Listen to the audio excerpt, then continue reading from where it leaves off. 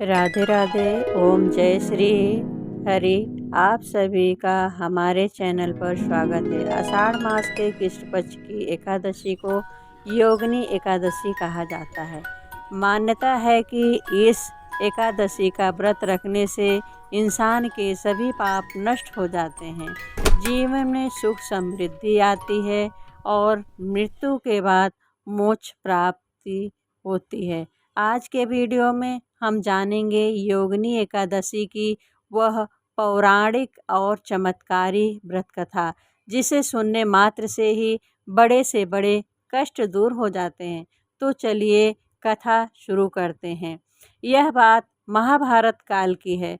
धर्मराज युधिष्ठिर ने भगवान श्री कृष्ण से प्रार्थना की कि हे त्रिलोकीनाथ, हे कान्हा, मैंने ज्येष्ठ मास की निर्जला एकादशी की कथा सुनी। अब आप कृपा करके आषाढ़ मास के कृष्ण पक्ष की एकादशी का क्या महत्व है और इसकी कथा क्या है, यह मुझे विस्तार से बताइए। भगवान श्री कृष्ण मुस्कुराए और बोले, हे कुंती पुत्र, आषाढ़ मास के कृष्ण पक्ष की एकादशी को योगिनी एकादशी कहते हैं। यह व्रत इस लोक में भोग और परलोक में मुक्ति देने वाला है। अब तुम इसकी पौराणिक कथा ध्यान पूर्वक सुनो।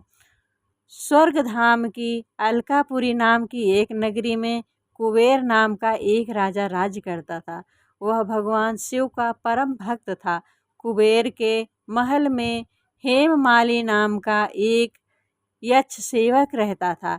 हेममाली का काम हर रोज मानसरोवर से भगवान शिव की पूजा के लिए सुंदर और ताजे फूल लाना था। हेममाली की पत्नी का नाम विशालाक्षी था, जो अत्यंत सुंदरी थी और हेममाली अपनी पत्नी से बहुत प्रेम करता था। एक दिन वह हमेशा की तरह मानसरोवर से फूल को तोड़ लाया, लेकिन अपनी पत्नी के प्रेम में ऐसा उलझा कि उसे समय का ज्ञान ही नहीं रहा। वह अपनी पत्नी के साथ भोग विलास में व्यस्त हो गया और राजा कुबेर के पास फूल पहुंचाना भूल गया। उधर महल में दोपहर हो गई और पूजा का समय बीता जा रहा था। राजा कुबेर बड़ी व्याकुलता से फूलों का इंतजार कर रहे थे।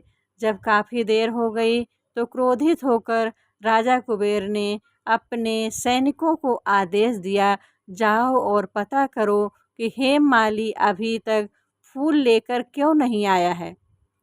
सैनिकों ने लौटकर राजा को बताया, हे राजा, हेममाली तो अपने घर पर अपनी पत्नी के साथ रमण कर रहा है। यह सुनकर राजा कुबेर का क्रोध 7वें आसमान पर पहुंच गया। उन्होंने तुरंत हेममाली को दरबार में हाजिर करने का हुक्म दे दिया। डर से कांपता हुआ हेममाली राजा कुबेर के सामने उपस्थित हुआ। उसे देखकर कुबेर ने गरजते हुए आवाज में कहा, अरे अधम, तूने अपनी कामवासना के कारण मेरे परम पूज्य देव के देव महादेव का अपमान किया है। मैं तुझे श्राप देता हूँ कि तू इसी क्षण स्वर्ग से गिरकर मृत्युलोक पर जाएगा, अपनी सुंदर पत्नी के वियोग में तड़पेगा और तेरा पूरा शरीर कुष्ठ रोग से ग्रस्त हो जाएगा। कुबेर के श्राप देते ही हेममाली उसी समय स्वर्ग से पृथ्वी पर आ गिरा। उसका शरीर भयंकर कोढ़ की बीमारी से सड़ने लगा और उसकी पत्नी भी उससे बिछड़ गई। पृथ्वी पर आकर उसने कई वर्षों तक भूख, प्यास और बीमारी के भयंकर कष्ट झेले, लेकिन भगवान शिव की भक्ति के कारण उसकी बुद्धि भ्रष्ट नहीं हुई और उसे अपने पिछले जन्म की बातें याद रही। कष्टों को भोगते भोगते एक दिन भटकते हुए हिमालय पर्वत पर स्थित मार्कंडेय ऋषि के आश्रम में पहुंच गया। मार्कंडेय ऋषि साक्षात ब्रह्म जी के समान तेजस्वी प्रतीत हो रहे थे। हेममाली दौड़कर ऋषि के चरणों में गिर पड़ा और रोने लगा। हेममाली की दयनीय स्थिति देखकर मार्कंडेय ऋषि ने दयापूर्वक पूछा, पुत्र, तुमने ऐसा कौन सा पाप कर्म किया है जिसके कारण तुम्हारी यह दशा हुई है। हेममाली ने हाथ जोड़कर रोते हुए अपनी पूरी कहानी सच सच बता दी कि कैसे पत्नी के मोह में आकर उसने शिव पूजा के फूलों में देरी की और कुबेर ने उन्हें श्राप दे दिया। मार्कंडेय ऋषि ने उनकी सत्य निष्ठा देकर कहा, हे माली, तुमने मेरे सामने सच बोला है, इसलिए मैं तुम्हें इस कष्ट से मुक्ति का उपाय बताता हूँ। तुम आषाढ़ मास के कृष्ण पक्ष की योगिनी एकादशी का पूरे विधि विधान के से व्रत करो। इस व्रत के प्रभाव से तुम्हारे सभी पाप नष्ट हो जाएंगे और तुम फिर से स्वस्थ हो जाओगे। ऋषि के कहे अनुसार हेममाली ने पूरी श्रद्धा और नियम के साथ योगिनी एकादशी का व्रत रखा। इस चमत्कारी व्रत के प्रभाव से उसका कुष्ठ रोग पूरी तरह ठीक हो गया। वह अपने दिव्य और सुंदर रूप में वापस आ गया। वह फिर से स्वर्ग लोक लौट गया और अपनी पत्नी के साथ सुखपूर्वक रहने लगा।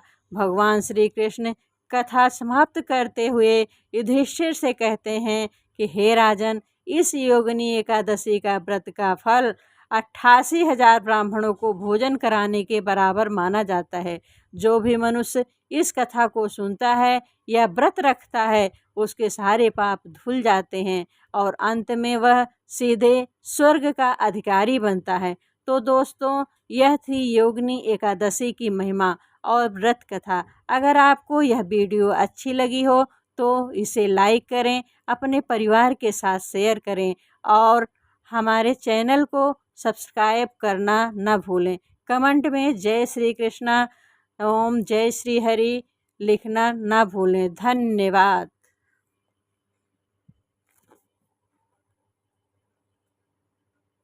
राधे राधे।